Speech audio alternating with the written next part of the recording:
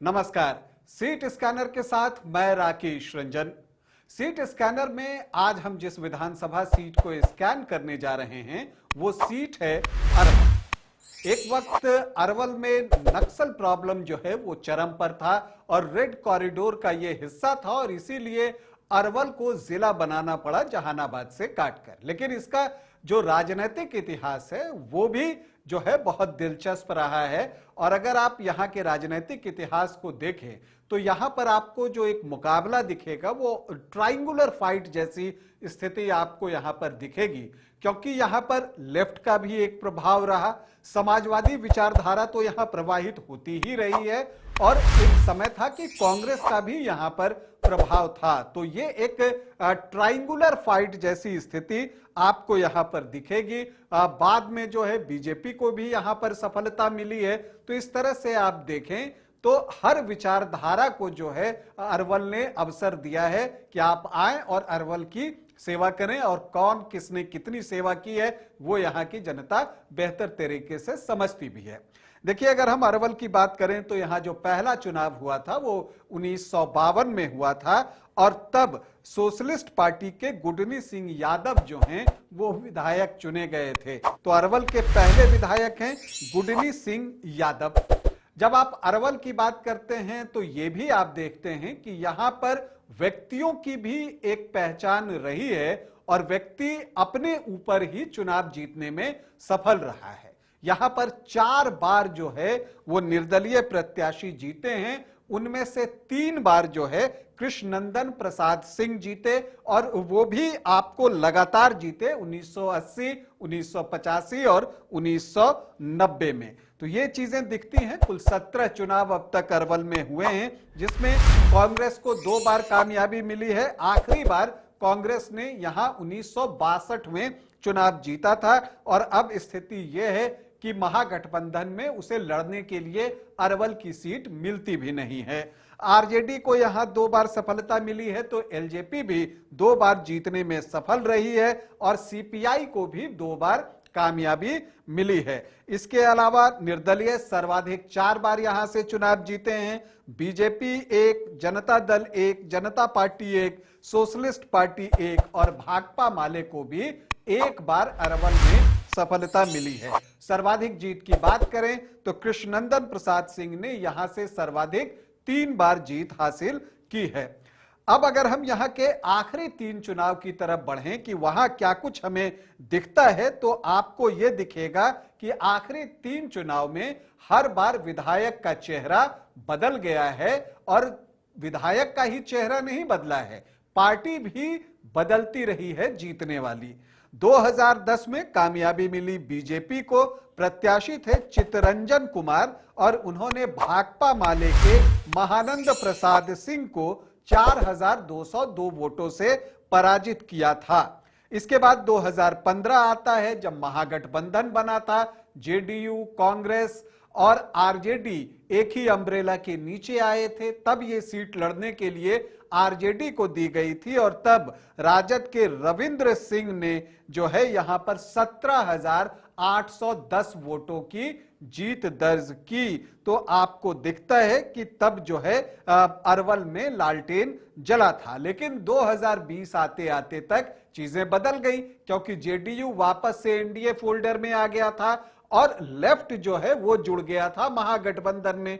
तो लेफ्ट के मुफीद सीट थी अरवल, इसलिए आरजेडी ने अपनी सिटिंग सीट छोड़ दी और उसने लड़ने के लिए भाकपा माले को यह सीट दे दी और महानंद प्रसाद सिंह जो हैं वो एक बार फिर चुनावी मैदान में उतरे भाकपा माले की तरफ से और इस बार अरवल में 3 तारा चमक गया। जी हां, महानंद प्रसाद सिंह ने बीजेपी के दीपक कुमार शर्मा को 19,950 वोटों से पराजित किया, जबकि आरएलएसपी के सुभाष चंद्र यादव तीसरे स्थान पर रहे 7,941 वोटों के साथ। तो अब सवाल उठता है कि 2025 में क्या होगा? क्या वो ट्रेंड चलेगा कि हर बार विधायक बदल जाता है, पार्टी भी बदल जाती है? क्या ऐसा ही कुछ 2025 में होगा? ये तो वक्त बताएगा। लेकिन इस सीट से चुनाव लड़ने वाले दावेदारों की कोई कमी आपको दिखेगी नहीं। जहां तक भाकपा माले का सवाल है तो वहां महानंद प्रसाद सिंह ही होंगे, इसमें कोई इफ बट नहीं दिखता है। लेकिन अगर आप बीजेपी से बात करें तो दीपक कुमार शर्मा का नाम सामने आ रहा है और ये भी बातें आ रही हैं सामने कि अगर गोह से डॉक्टर रणविजय लड़ जाते हैं तब मनोज शर्मा को जो है वो अरवल शिफ्ट किया जा सकता है। इसके अलावा रामकिशोर शर्मा, अजेंद्र शर्मा जैसे भी प्रत्याशी जो हैं यहां जोर लगाते दिख रहे हैं। अब किसका दावा जो है मजबूत साबित होता है ये तो वक्त बताएगा। हालांकि एलजेपी आर भी अपनी ओर से पूरा जोर लगाए हुए है। सुनील यादव जो है वो कोशिश कर रहे हैं। इसके अलावा इंदु कश्यप जो पिछला चुनाव आपको जहानाबाद से लड़ी थी वो चाहती हैं कि अरवल से उनको टिकट मिले। लेकिन अब किसे एनडीए से टिकट मिलता है इसके लिए हमें थोड़ा इंतजार करना होगा। जेडीयू से भी कुछ प्रत्याशी हैं जो दावा ठोक रहे हैं, मंजू देवी, किशोर वर्मा, जितेंद्र पटेल, दयानंद सिंह, कांग्रेस से धनंजय शर्मा, राम विनय पाठक, तो दावेदार कई हैं। लेकिन एक चीज जो साफ दिख रही है, जिनका दावा मजबूत दिख रहा है, तो महागठबंधन से भाकपा माले का दावा मजबूत दिख रहा है, एनडीए से फिलवक्त बीजेपी का दावा जो है वो मजबूत दिख रहा है। लेकिन अंतिम फैसला क्या होता है इसके लिए हमें अभी थोड़ा इंतजार करना पड़ेगा। अगर आप यहाँ के जातीय समीकरण को देखें तो यहाँ पर जो अनुसूचित जाति के वोटर्स हैं उनकी संख्या बहुत अच्छी है, 21.23%, मुस्लिम 9.4%, यादव 15 से 16%, जो एमवाई बनता है वो 24.5 से 25.5% के आसपास का बनता है।